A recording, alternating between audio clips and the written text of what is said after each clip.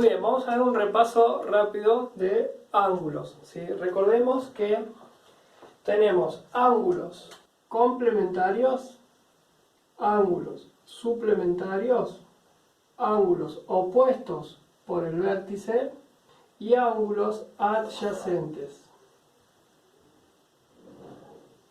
Entonces, los ángulos complementarios son aquellos que sumados me dan 90 grados, es decir, alfa más beta me da 90, entonces yo sé que alfa y beta son complementarios.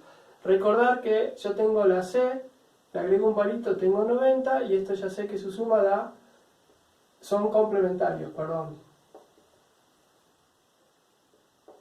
Después, suplementario cuando alfa más beta me da 180 grados. Recordar que suplementario es una S, si yo la cierro, tengo 180, entonces yo sé que cuando suman 180 son suplementarios. También puedo recordar que la C está antes que la S en el abecedario y el 90 está antes que el 180, entonces C complementario 90, S suplementario 180. Ahora bien, los ángulos opuestos por el vértice son aquellos que, por ejemplo, acá tengo 4 ángulos, ¿sí? Y los ángulos opuestos por el vértice va a ser este ángulo alfa de acá y este ángulo beta de ahí. Los ángulos opuestos por el vértice van a ser iguales, ¿sí? Los ángulos que estén opuestos por el vértice siempre van a ser iguales y es una propiedad de los ángulos opuestos por el vértice. Los ángulos adyacentes son aquellos que tienen un lado en común y los otros lados son semirrectas opuestas. Por ejemplo, beta y alfa. La propiedad de los ángulos adyacentes es que suman 180, es decir que los ángulos adyacentes son suplementarios. Estas son algunas de las propiedades que necesitamos para seguir avanzando ahora con los ángulos que van a estar comprendidos entre dos paralelas cortadas por una transversal. Muy bien, vamos a ver ahora los ángulos, ¿sí?, formados a partir de dos paralelas que son cortadas por una transversal. A y B son paralelas y T es una transversal. Tenemos 8 ángulos. Esos ángulos se van a clasificar en correspondientes, conjugados y alternos. Y también vamos a tener en cuenta que los ángulos que estén dentro de las paralelas son los ángulos internos y los que están por debajo de la recta B y por encima de la recta A van a ser los ángulos externos. Los ángulos correspondientes son aquellos que tienen la misma posición relativa. Por ejemplo, beta, el ángulo beta acá, ocupa la misma posición que el ángulo alfa, ¿sí? Lo mismo pasa, por ejemplo, con el ángulo mu y el ángulo pi. Y como vemos, el ángulo lambda y el ángulo phi también, y el ángulo gamma y el ángulo omega también tienen posiciones relativas similares. ¿Qué propiedades tienen estos ángulos, los ángulos correspondientes? Los ángulos correspondientes son iguales. Vale decir que entonces alfa va a ser igual a beta, pi va a ser igual a mu, ¿sí?, omega va a ser igual a gamma, y por último, lambda va a ser igual a phi. Por otro lado tenemos los ángulos conjugados. Los ángulos conjugados son aquellos que van a estar determinados por la transversal y van a estar de un lado de la transversal o del otro lado de la transversal. Por ende, los ángulos conjugados pueden ser internos o pueden ser externos. Por ejemplo, ángulos conjugados internos, lambda y mu. El ángulo lambda y el ángulo mu. Y conjugados externos, por ejemplo, alfa y omega. ¿Qué propiedades tienen los ángulos conjugados? Los ángulos conjugados son, ¿sí?, alfa y mu son suplementarios. ¿Sí? Es decir, que su suma va a valer 180. Y es fácil de comprobar esto. ¿Por qué? Porque yo tengo que el ángulo mu y el ángulo alfa, ¿sí?, son conjugados externos, ¿sí?, pero también yo sé que alfa y beta son iguales. Y alfa y beta son ángulos, beta y mu, son ángulos adyacentes.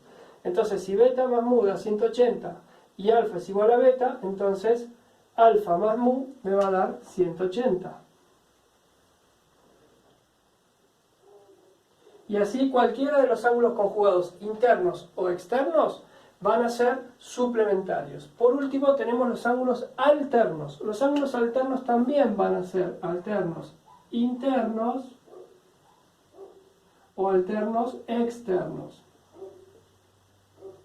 Nuevamente, para saber si son alternos me guío por la transversal, es decir, si un ángulo va a estar de un lado y el otro ángulo va a estar del otro. Por ejemplo, alternos internos, el ángulo lambda y el ángulo beta, el ángulo gamma y el ángulo mu. Alternos externos, el ángulo alfa y el ángulo phi, el ángulo pi y el ángulo omega. Entonces, ¿qué propiedades van a tener los ángulos alternos? Por ejemplo, alfa, alterno y phi, alternos externos, van a tener la propiedad de que son iguales. Al igual que los correspondientes. ¿Por qué es esto? Porque fíjense que alfa y lambda son iguales porque son opuestos por el vértice. Y lambda y phi son iguales porque son correspondientes. Entonces, si alfa es igual a lambda y a su vez lambda es igual a phi, por propiedad transitiva, alfa va a ser igual al ángulo phi. Y ahí tengo demostrado que los alternos externos son iguales, lo mismo que los alternos internos. Muy bien, vamos a ver la propiedad de los ángulos interiores de un triángulo, ¿sí? Los ángulos interiores de un triángulo alfa, beta y gamma, siempre su suma va a ser 180, ¿sí? Vamos a ver por qué.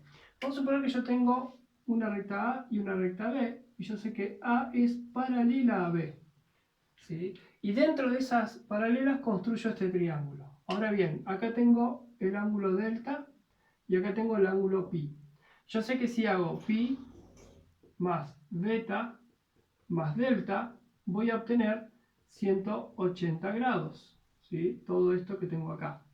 Ahora bien, si yo observo la imagen, me queda, y recuerden esto, me queda una z, vengo así, bajo y voy, tengo pi y acá tengo alfa. Son ángulos, ¿sí?, alternos internos, entonces pi es igual a alfa.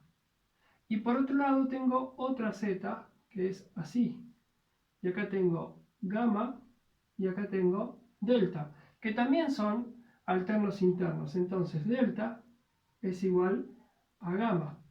Entonces lo que yo puedo hacer es tomar esta ecuación, que yo sé que es esta fórmula, perdón, que es 180, esta suma me da 180 grados, y reemplazar pi por alfa y delta por gamma. Entonces me va a quedar pi es igual a alfa más beta más delta es igual a gamma.